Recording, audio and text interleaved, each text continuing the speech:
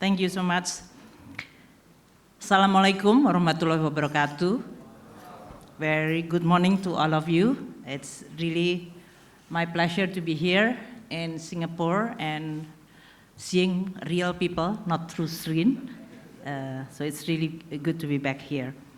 I would like to express my appreciation and thank you for the opportunity to provide a remark in this very important forum, the Indonesia-Singapore Business Forum, with a very important topic also and very timely, Rising Stronger Together. Ladies and gentlemen, this is really a very, very important, interesting, but also for us as a policymaker, but I think many of you also share the feeling that we are experiencing an extraordinary time in the past 3 years. Although we are now in the path of recovery from the COVID-19 pandemic, globally as well as Indonesia, we are seeing the case has been declining consistently since the first quarter of 2022. But we also see that this is not yet over. So we constantly still under the shadow of this pandemic. But many countries are adopting restriction which is already removed, and that's why the mobility of the people are now becoming more frequent. And we also see this kind of meeting is already now being conducted in many parts of the world. So this is a good sign of the economic recovery. Indonesia, in this case, also share with this kind of trend in which on the first quarter of 2022, our GDP growth is 5.1%, 5.01%. This is a solid recovery trend, which is also accompanied by declining unemployment rate to 5.83% in February from 6.26%. So it is not only just the headline growth, but also the job creation and recovery has been accompanied by declining unemployment, which is spiked during the peak of the pandemic back in 2020. We also see declining poverty, which is, this is also showing the inclusivity of our growth quality. While our domestic consumption and production now already recover very swiftly, but we also see another sign of risk which is coming from the supply side. The supply chain and supply disruption coming from both the pandemic factor, which is not yet over, which is creating a lot of scarring effect to many parts of the economic activity. But also at the same time, today we are also witnessing a new risk from the tension in the geopolitical aspect, which adding to this supply disruption. The war in Ukraine, in this case, and sanction to the Russia provided a more complicated and challenging recovery process to all of us. With the supply disrupted, while the demand has been pushing very hard through many stimulus, whether this is fiscal, monetary, and many other policies to support restoring demand side, then we now witnessing a new risk that is a higher inflation everywhere. This escalation on the external risk is going to be one of the most important risks that we need to address. We are all agree that many projections provided by many prestigious institutions like IMF, World Bank, have the same theme, that is downgrading, or in this case, a downside risk for the growth in the form of lower global GDP growth, while at the same time upgrading or increasing inflation trend. These are all the most, maybe another difficult challenge for all of us to navigate the recovery process. Rising inflation, weakening growth, and then the policy response, especially here, because I have an accompanied by Central Bank Governor, Pak Peri. For any central bank governor or chair is going to be the most challenging task, a combination between a weakening growth and higher inflation, in which the policy response is going to choose between the two very difficult choice in this case, inflation or growth. And this is going to be one which is creating an additional aspect of risk that need to be considered when we try to navigate and manage the recovery process. How the policymaker have to choose, or in this case, to balance between managing the demand side and pushing the supply response on the other hand. Now, from the monetary policy, which many monetary authority has already in responding through their interest rate increase and liquidity, in this case, control, that definitely will provide additional risk for many emerging country and developing country. If we look at the history in the past 40 years, every time the United States sneeze, the other country will get cold. So when the United States increase their interest rate, we see the pattern of some emerging country in a very difficult financial situation or even entering financial crisis. That was the history in the 4 decades that we need to be very vigilant. So what I'm saying is that while we welcome the recovery after the pandemic, and also a very strong excitement of many people that want to mobile and have their activity back, but we also see another complex challenge that need to be addressed and need to be navigated. But it doesn't, in this case, decline, or in this case, it doesn't oppose to the trend, especially for Indonesia, in the path of recovery process. Our recovery will continue, and this is also coincide with the Indonesia presidency on the G20, which I know that on the first session we discussed about this. Within the G20, our theme of recover together and recover stronger definitely faced with this kind of difficulty, because when we are aiming for the recovery together, it's going to be very difficult. First, from the pandemic aspect, in which many countries don't have access for vaccine and vaccination as good as other advanced countries. And that's create uneven recovery. And then now, with the additional risk of the stagflation, higher inflation and weakening growth, with the interest rate tend to increase globally, then many countries will also have potential additional risk in their recovery process. So the theme of the recover together and recover stronger definitely facing a very, very difficult challenge this year.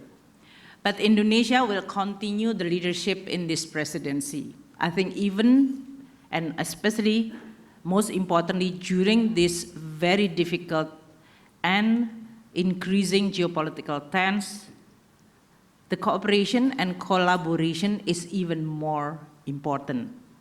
Within the Indonesia presidency, we also learning from this pandemic. We try to mobilize and organize, and later on, you are going to have Minister of Health to speak.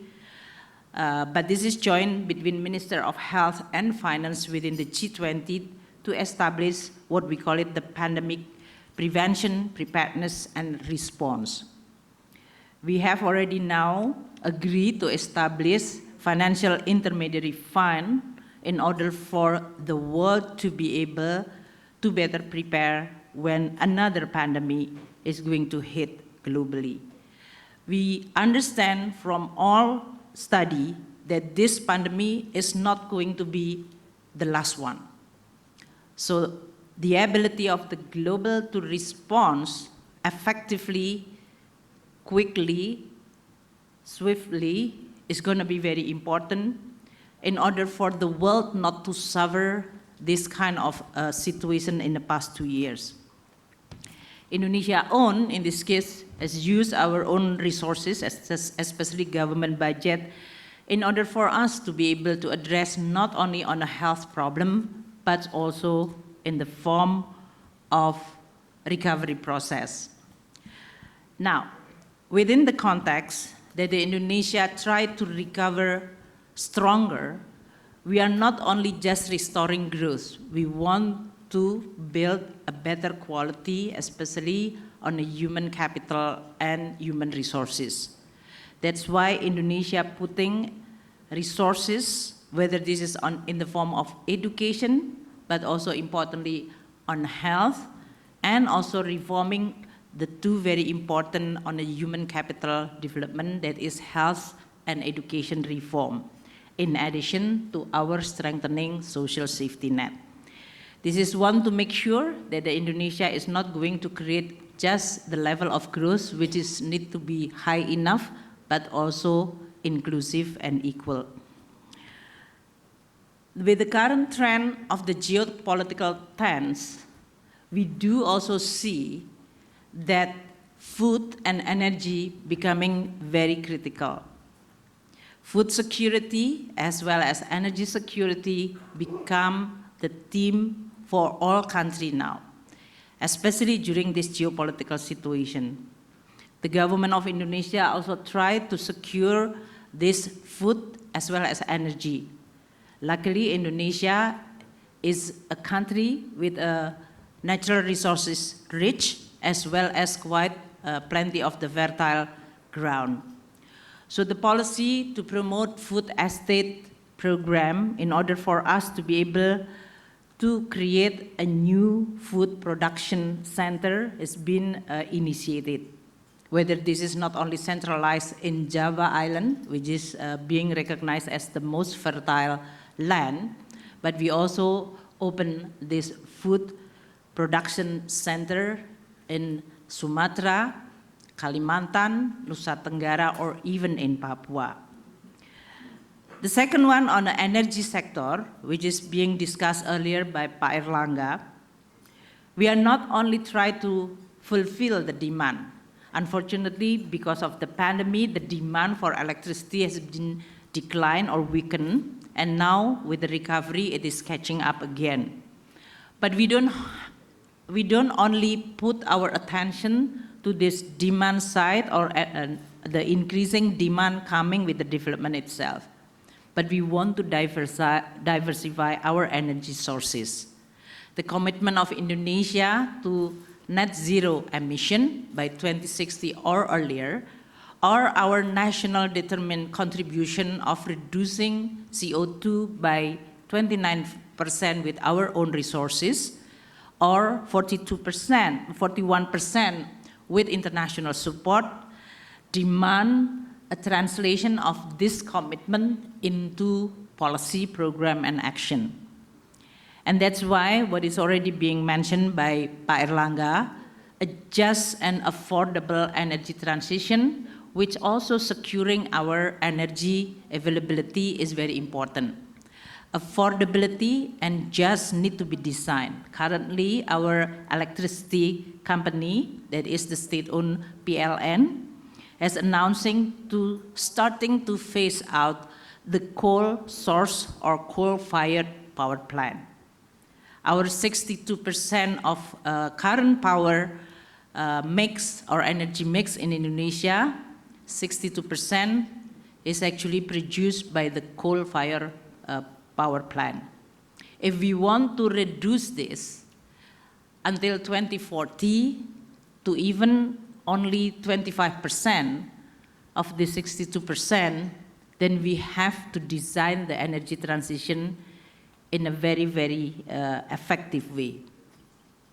As you can see, if you want to transform the energy from the coal to renewable energy, then you have two very important challenges. The first one is how to retire coal, meaning that you have to compensate for what is already being built or you are going to retire sooner. And you have to replace with the renewable. That will cost investment which is significant. Financing aspect, as mentioned by previous panel, is going to be very, very, very important. Currently, Minister of Finance is designing the energy transition mechanism looking in a very detailed technical aspect as well as financing aspect of this transition mechanism. It will use also market mechanism like carbon market as well as carbon tax.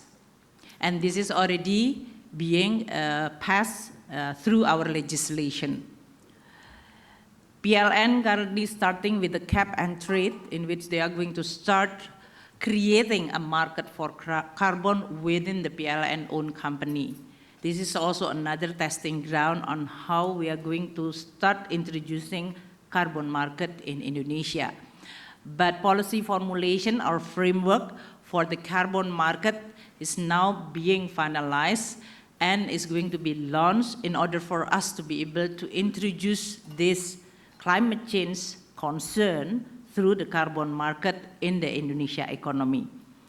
Timing is very important because we also understand that the current economic pressure because of this recovery process, especially during this particular situation with a high inflation environment and high interest rate environment, will force us to think even in a very detailed and careful way.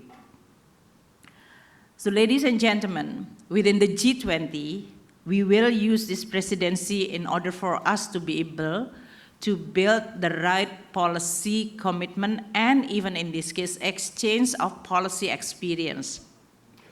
Within the G20 presidency on the finance tracks, I myself and Governor Perry, chairing for this presidency, one of the most important topic which is being discussed is sustainable finance. We also use the collaboration of other forum like Coalition of Finance Ministers for Climate Action and the G20 in order for us to be able to design what is the sustainable finance that can be provided or can be built by all, not only G20, but also all countries in the world, especially for developing and emerging countries, which require access to technology, as mentioned by Minister Erlangga, as well as access of finance in an affordable way. We are also working very closely with the UNFCCC, in which this year the COP27 is going to be hosted by Egypt. Now, with all big items on our plate, whether this is food, security, energy security, recovery, which is not easy and smooth, it doesn't prevent Indonesia to also think what is the best for our country for in the near future as well as in the long-term goal. We have the aspiration that Indonesia by 2045, when hopefully, inshallah, we are going to celebrate 100 years of our independence, then we are going to be able to become an advanced country. Those kind of vision is needed for all of us to continue focusing what is the best policy framework that is needed for a country as big as well as resource rich like Indonesia. And in this case, one of the vision for 2045 is for us to move the capital city to the new location. The new capital city, which we call it Nusantara, is actually the legislation foundation. We do hope, and I understand that you are going to have a panel after my speech from all those deputy or the person in charge in a more technical detail, whether this is related to the housing, infrastructure, or even the technology and the digital technology.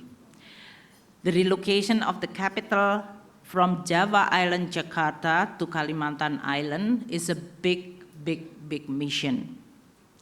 So for us, designing what is first sustainable as well as affordable aspect of this move is very critical. With the passing of Law Number 3/2022 concerning the new state capital in February 15, 2022, that's providing the legal foundation for us to design this building of the new capital as well as the movement of the activity to this new place. Currently, we are formulating the policy, whether this is related to the land ownership, and also most importantly, many asking Minister of Finance, what kind of incentive and fiscal framework that is going to be built in order for us to be able to attract capital, not only from Indonesia, but also globally, to also build this new capital. This capital will be built until 2045 according to this law, so there are 5 stages of development. The first most important development is going to be the first stage, which is related to the basic and most important infrastructure, that is connectivity, whether this is through road, port, as well as airport. The second one is, of course, the government building, which is usually have to be built through our public money.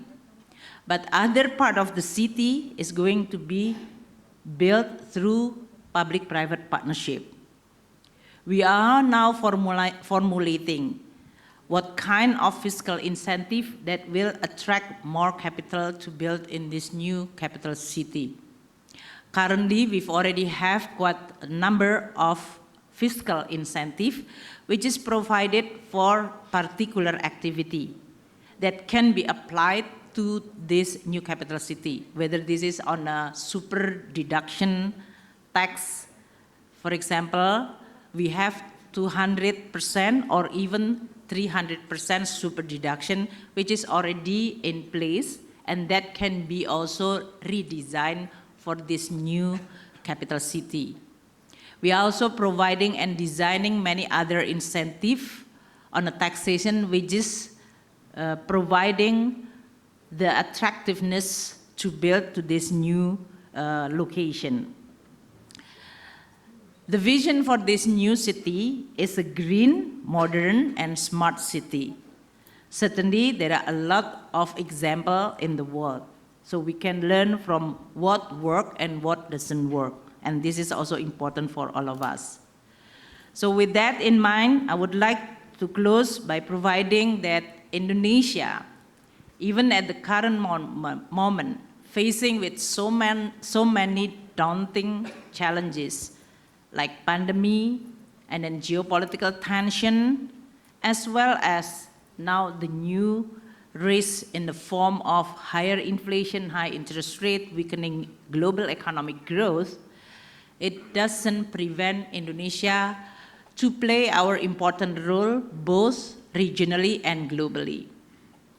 Indonesia was founded by our founding fathers and mothers, that we as a country need to play an active role to maintain what we call it a peaceful world order.